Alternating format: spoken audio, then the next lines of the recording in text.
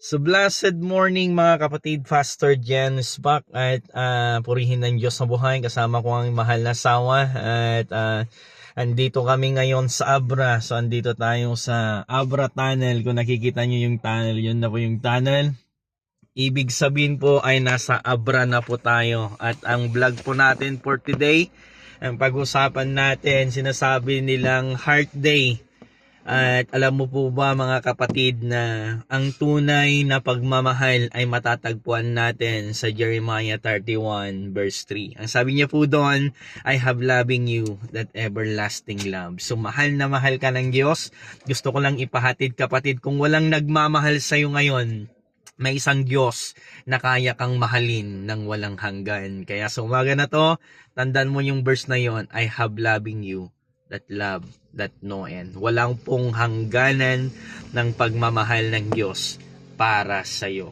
Amen. Hallelujah. Si Pastor Ram naman, yan. Yes. So sabi nila February 14 daw ngayon. Kaya Yes. yung iba parang masaya, yung iba naman malungkot. Pero alam mo ba, walang dapat ikalungkot sa araw na ito kung walang magbibigay sa iyo ng flowers, Yes. walang magbibigay sa iyo ng chocolates dahil hindi po sa February 14 matatagpuan ang tunay na pagmamahal kundi nasa John 3:16. Yes. Dahil ang sabi doon, for God so loved the world that He gave His only begotten Son, that whoever believes in Him should not perish but have everlasting life. Doon mo matatagpuan ang unconditional love. Dahil ito po yung pagmamahal na walang kondisyon, Yes. walang kapalit.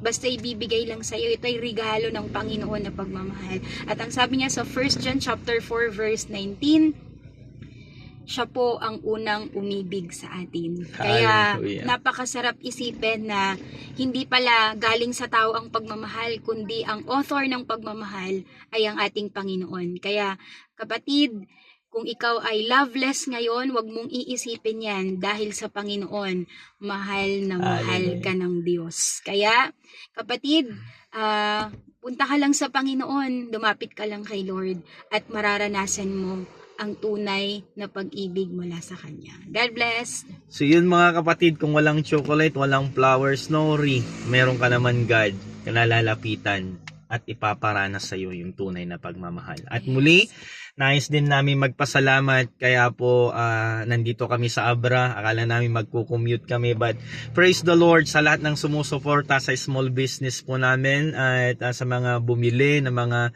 paninda po namin. Isa to yung naging income po namin. Kaya dito kami sa Abra ngayon na may sasakyan. Pinahiram ni Daddy yung sasakyan niya at meron kaming pinanggasolina. At naging party ka na din kapatid, yung mga bumili po ng aming mga simple na mga binibinta, naging party ka sa mission. So mamayang hapon maglilibot kami sa mga bahay-bahay sa Pidigan Abra.